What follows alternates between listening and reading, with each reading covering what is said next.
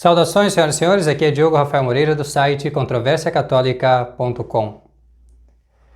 Certe iniquorum omnium caput diabolus est, et huius capitis membra sunt omnes iniqui.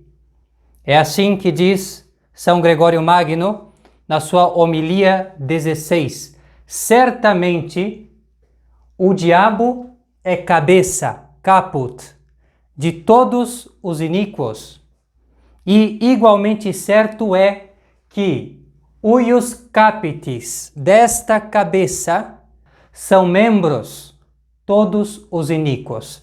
E aqui já está então traçado o que dividirá esta nossa breve conferência sobre o demônio como caput malorum, como cabeça dos maus, e então o seu modo de operar no mundo.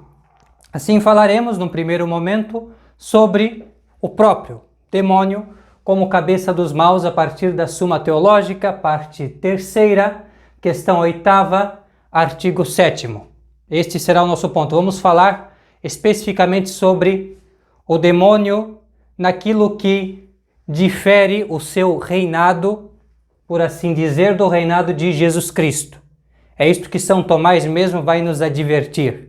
Guardada toda a semelhança e até mesmo o fato de este artigo da Suma, artigo 7º, estar sendo posto logo após de toda uma explicação sobre o papel de Cristo como caput ecclesiae, apesar disso, de toda esta semelhança, há uma diferença entre o modo como domina Satanás, os seus súditos, e o modo como Cristo o faz. E é isto que nós vamos explicar no primeiro momento. No segundo momento, vamos falar sim sobre o império de Satanás, mais ou menos uma breve história de Adão até nosso Senhor Jesus Cristo, isto de maneira bem genérica, vocês verão, e explicar essa dinâmica agora com alguma semelhança neste duelo entre Cristo e o demônio, que começa na vida de Cristo e se desdobra, como veremos, na vida da igreja, na história eclesiástica. E aí creio que nós estaremos bem prontos para falar realmente sobre como o demônio usa das heresias, e este já será um tema para o vídeo futuro. Então, aqui já temos um programa do que nós vamos falar. Como é muita coisa e tem muitos detalhes, também tenho aqui dentro deste terno esta folhinha que vai me ajudar, de repente, se acontecer de eu sentir que estou esquecendo de alguma coisa importante. Há muitas coisas importantes e a prudência pede que não se deixe passar nenhuma. Então, é necessário de, às vezes, usar algumas técnicas. Não é? Esta aqui é um pouco antiga até, mas bem, é importante. Temos que aprender com a experiência dos séculos. Agora, vamos para a Suma de Teologia de São Tomás de Aquino. Como disse, São Tomás vai mostrar que o demônio é caput malorum, cabeça dos maus, também citando o livro de Jó, capítulo 41, versículo 25, também vai dizer que ele é, no sentido que ele é rex super omnes filios superbiae, ele é rei sobre todos os filhos da soberba. E aqui então já notamos que São Tomás logo irá nos advertir e dizer: ele é cabeça dos maus, sim, mas não no mesmo sentido perfeitíssimo e pleno que Cristo é cabeça da igreja. E aqui já vamos aprender um pouco uma lição sobre o demônio, muito importante. Jesus Cristo é cabeça da igreja no sentido que ele exerce sua influência sobre os membros, como a cabeça sobre os membros do corpo, no sentido de movê-los, no sentido de inspirá-los, assisti-los com a sua divina graça. Com o mesmo Espírito que dele procede, assiste, ampara, consola a Santa Igreja. Veja como o reinado de Cristo é um reinado suave, é um reinado que não oprime, que não exerce violência, mas que é realmente um reinado todo interior, todo doçura. Aqueles que acompanharam o Domingo do Bom Pastor já vão ter percebido, nosso Senhor é o bom pastor. Ele conduz as ovelhas e as ovelhas ouvem, reconhecem a voz do pastor.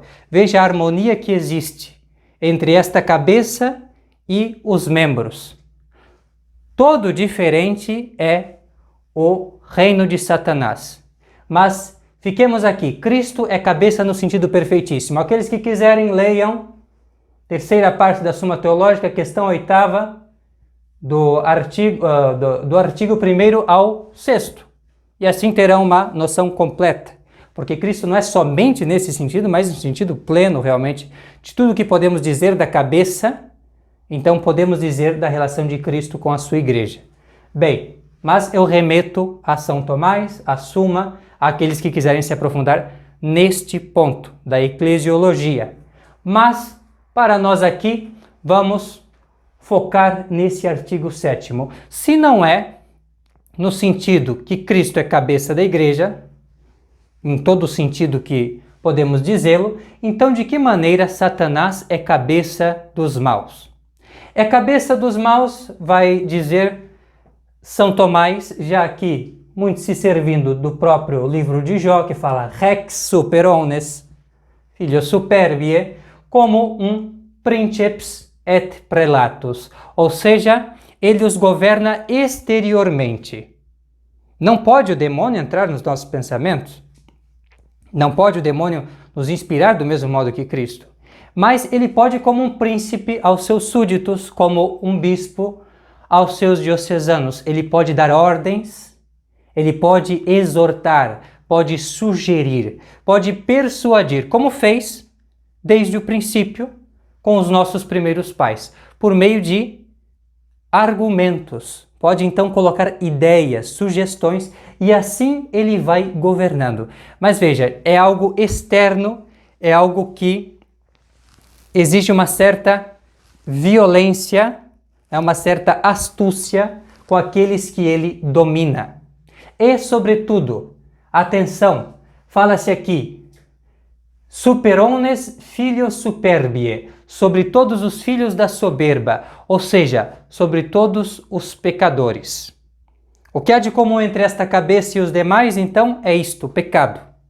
O demônio é exemplar nisto, ele é o pecador desde o princípio, desde a sua queda, desde a sua revolta, quando nós lemos, isto enunciado no livro de Jeremias, capítulo 2, versículo 20, e que vale para a cabeça, mas também vale para todos os membros, é aquele que diz, de quem o Senhor reclama, né? Quebraste o meu jugo, rompeste os meus laços e disseste, non serviam, não servirei. Então, este é o demônio. E o livro da sabedoria vai nos ensinar que são e estão com o demônio, são do partido de Satanás, todos aqueles, então, que o imitam. Entrou a morte no mundo, diz então o livro da sabedoria, pela inveja do demônio, inveja da nossa felicidade, inveja da majestade de Deus, da glória de Deus. E assim entrou no mundo por meio de sua inveja, entrou no mundo então o que? Entrou no mundo a morte. E são do seu partido, diz o livro da sabedoria, todos os que o imitam. E isto é um ponto fundamental que devemos guardar aqui. E atenção, como é que se opera então esta relação de violência, esta relação entre o demônio e aqueles que são do seu partido, aqueles que o imitam e assim se põem sob o seu jugo? Como é isto? Isto é pelo fim. Finis. Finis, o fim almejado por Satanás, e o modo como então ele consegue orientar todos os que são seus a obrarem com ele é a aversio creaturae rationalis a Deo. A aversão da criatura racional a Deus. É isto que quer produzir o demônio. E é assim que ele opera. E a partir do momento que ele consegue produzir na criatura esta aversão a Deus, e ele o faz, o seu modo de proceder é sub specie libertatis, ou seja, sob a aparência da liberdade, para assim ser mais livre, para assim suas singularidades, suas peculiaridades serem exaltadas e não precisar assim mais depender de ninguém. Então, este é o argumento de Satanás, o argumento de todo pecador, o liberalismo. E assim, desta maneira, Satanás ele vai, com este fim, conduzindo as coisas, os acontecimentos, para fazer, então, com que a criatura racional se afaste de Deus. E para isso, o demônio se serviu, no decorrer da história, desde que conseguiu, então, reduzir à escravidão os nossos primeiros pais, Adão. Isso, desde então, ele continua por meio de muitas e muitas estratégias, né, de muitos meios e instrumentos que ele se serve. E quando nós vamos olhar de Adão até nosso Senhor Jesus Cristo, isso para dizer de uma forma bastante resumida, o que nós vemos é um retrato bastante triste. Na verdade, muitos autores mesmo, como Bossuet e outros, vão nos dizer que esse tempo de Adão até nosso Senhor Jesus Cristo era para ensinar aos homens o quanto necessitavam do Redentor, o quanto era terrível esta situação de ficar sem Jesus Cristo, porque sem Cristo o mundo realmente estava entregue a todas as maldades do demônio, e o demônio até o sujeitava de uma maneira humilhante ao intelecto que nós recebemos de Deus, com o culto que ele promovia pelo seu poder, pela sua influência, com a idolatria. E assim adoravam os homens a demônios, na forma de quadrúpedes, na forma, enfim, até de seres inferiores. Era algo extremamente humilhante. E é assim que o demônio governa aqueles que se põem no pecado e assim se colocam como vulneráveis às suas sugestões malignas. Ele os controla como escravos, como manipuláveis, como aqueles que ele vai então levando cada vez mais para o abismo. E quanto mais eles jogam o jogo do demônio, mais o demônio os maltrata e sujeita. Isto já é um começo do que será o suplício do ímpio no inferno, já aqui nesta terra. E toda esta coisa nós vemos nesse tempo, nesse ínterim, nesses 4.000 anos entre Adão e nosso Senhor Jesus Cristo. Uma situação verdadeiramente terrível, onde nós vemos crescer cada vez mais o império do demônio. Chega um ponto que os homens já voltaram completamente as costas para Deus, mesmo depois de todos os benefícios que Deus tinha, ainda no Antigo Testamento, conferido aos homens, enviando profetas, enfim, de muitas e muitas maneiras.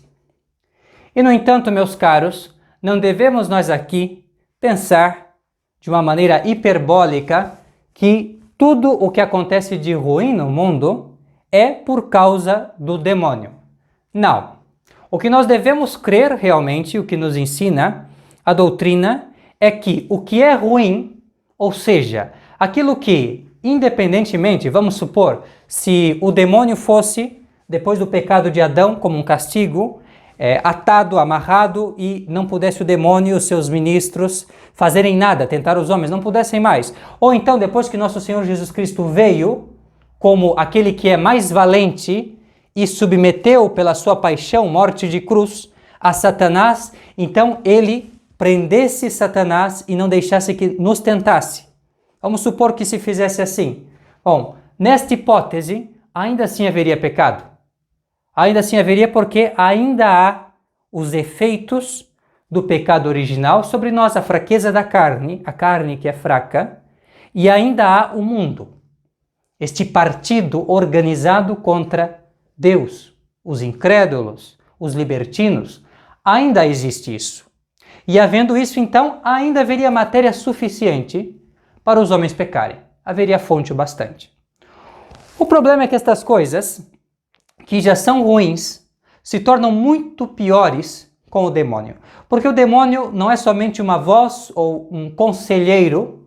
uma fonte a mais para que os homens pequem. Somente isso. Uma fonte a mais entre outras fontes. Nós temos aqui o mundo, temos a carne e daí tem a terceira fonte que é o demônio. Não é simplesmente isso.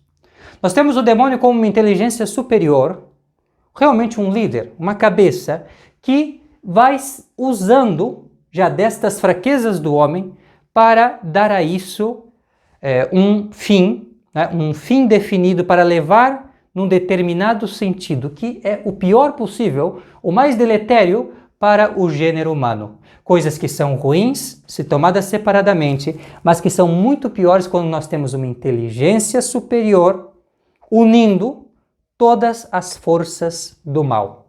E é justamente isso que nós temos. E nós vemos que o demônio não foi ocioso. Ele não ficou de braços cruzados, mas mesmo depois de submetido, vencido por Cristo, ele desesperadamente tenta ainda atacar a Cristo em todos os seus membros.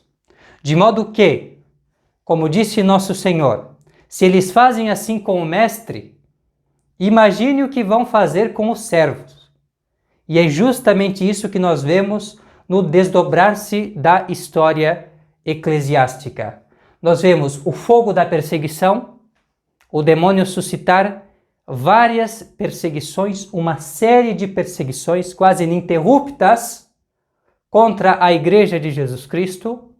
Nós vemos Satanás se servir também do relaxamento dos costumes, de modo a sempre necessitar da parte de homens santos e de homens doutos, instar, pedir, urgir por uma reforma dos costumes, para que as pessoas vivam de acordo com a lei de Cristo. E assim, uma das maneiras mais sorrateiras do demônio solapar, do demônio explorar, né, as fraquezas dos homens é justamente com os pecados contra a moral cristã, com os libertinos, e assim, mesmo aqueles que foram lavados pelo lavacro do batismo, podem estar sendo instrumentos de Satanás pelo seu laxismo. E aí nós devemos já aproveitar disto aqui e nos examinar se de repente não estamos nós, aqui, que fomos chamados por nosso Senhor Jesus Cristo para o seguir, para andar sob as bandeiras de Cristo Rei, não estamos nós colaborando com os nossos pecados, com o nosso mau exemplo, com este tirano que é Satanás. Se nós estamos fracassando na nossa vida cristã em fazer guerra contra Satanás. Isto com as armas que nos dá Cristo, as armas da graça, da oração, dos sacramentos, mesmo da instrução que robustece, da meditação que nos fortalece. Então isto aqui nos leva a ver outro instrumento que Satanás sem cessar utiliza contra a igreja, o relaxamento dos bons costumes. E para terminar, como instrumento principal, nós temos aqui as heresias. E aí nós já estamos a nos aproximar daquilo que será a nossa lição. Falaremos sobre as heresias, como que as heresias são um instrumento bastante principal, muito importante, usado pelo príncipe deste mundo. Vamos ver o como de todas as possibilidades, o que mais lhe aproveita é disseminar no mundo erros em matéria de religião, e que muito lucra ele quando os homens ficam indiferentes e não se importam com isso. Mal eles sabem que ingerindo o erro em matéria de religião, cada vez mais tem esta aversio creaturae rationalis, a criatura racional fica cada vez mais longe de Deus, quanto mais falso é o seu conhecimento de Deus. E errando neste falso conhecimento de Deus, cada vez fica mais longe de Deus.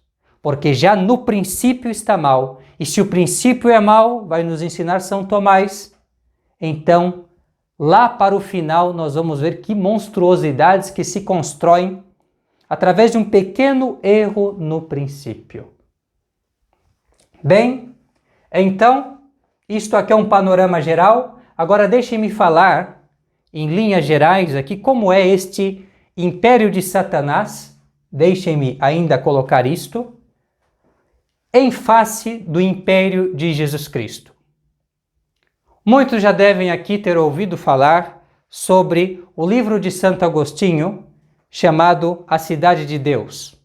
Ali Santo Agostinho, depois de fazer uma refutação aos pagãos, procura elaborar uma história universal onde mostra um duelo entre os que são os seguidores de Cristo, os membros da verdadeira religião, e aqueles que são os, justamente, membra sunt, huius capitis, que são membros desta cabeça que é o demônio. Então ele mostra esta oposição, esse antagonismo entre luz e trevas. Isso desde o primeiro capítulo do Gênesis até, enfim, chegar passando por tudo isso aqui, de Adão a nosso Senhor Jesus Cristo, e assim vai Santo Agostinho no De Civitate Dei. Porém, Santo Agostinho simplesmente está descrevendo ali, aqueles que quiserem podem ler, penso que é do livro 10 para frente, são, se não me engano, cerca de 25 livros, o De Civitate Dei, e até o livro 10º ele faz uma refutação dos pagãos, e daí para frente, então, nós vamos ver realmente aquilo que para nós hoje, no contexto em que estamos, é o mais interessante, porque é toda a elaboração, toda a filosofia da história, teologia da história, até podemos dizer, que faz Santo Agostinho, a parte mais brilhante, teologicamente, mais interessante, embora para fins de controvérsia, naquela época os 10 primeiros livros eram de suma importância, porque era a guerra da igreja para submeter o paganismo que queria ressurgir sobre um pretexto. Então é interessante isto, mas o que diz Santo Agostinho não é nada mais do que nós temos no próprio Evangelho de Jesus Cristo. Nosso Senhor mesmo já fala deste duelo, ele é o mais valente que vem enfrentar aquele homem forte que é o demônio. Então, e ele vai e expulsa os demônios. Nós vemos essa luta entre Nosso Senhor Jesus Cristo, mais forte, e o demônio forte. Nosso Senhor não nega os méritos, a força do demônio, jamais. Mas ele diz, eu sou o mais forte. E eu venci. Venci o maligno. E ele diz, já está, o juízo deste mundo é agora, na véspera da sua paixão. Agora será julgado o príncipe deste mundo, diz Nosso Senhor. Isso nós já vemos no Evangelho, mas se nós formos em São João, também vai se dizer a mesma coisa. São João vai dizer, nisto conhecereis aqueles que são os filhos de Deus e aqueles que são os filhos do diabo.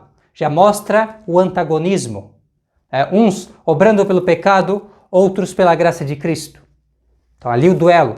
São Paulo também, na segunda epístola aos Coríntios, capítulo 6, vai dizer que semelhança que há entre Cristo e Belial, mostrando aí já a grande diferença, o grande duelo que existe entre nosso Senhor Jesus Cristo e o nosso grande inimigo.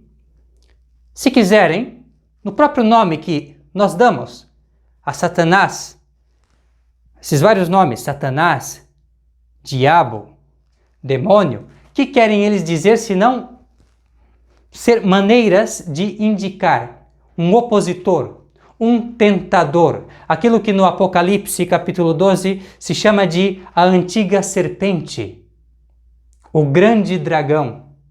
Então esse nosso grande inimigo, aquele que acusou os nossos irmãos, aquele que instigou as grandes comoções, as grandes guerras contra a religião verdadeira. Então aí nós já vemos como que dois reinos, um lutando contra o outro. E nessa perspectiva, então, o que nós somos levados a concluir? Que são os homens em toda essa história? Os homens aqui estão realmente como instrumentos. Da mesma forma que Deus se serviu no curso da história de muitas maneiras, de muitas pessoas, para transmitir a sua mensagem na plenitude dos tempos de Jesus Cristo, nosso Senhor, para estabelecer no mundo o reino da verdade e da justiça. Da mesma maneira, o demônio usa homens como instrumentos. E novamente, aquilo que eu falei no vídeo anterior aqui vale bastante. Veja, pessoas talvez bem intencionadas, pessoas talvez que não queriam, se soubessem para que plano sujo estavam contribuindo, não iriam aceitar, mas que estão sendo como instrumentos, usados como escravos por Satanás, nas suas fraquezas talvez, na sua ignorância, mas usados como instrumentos de Satanás.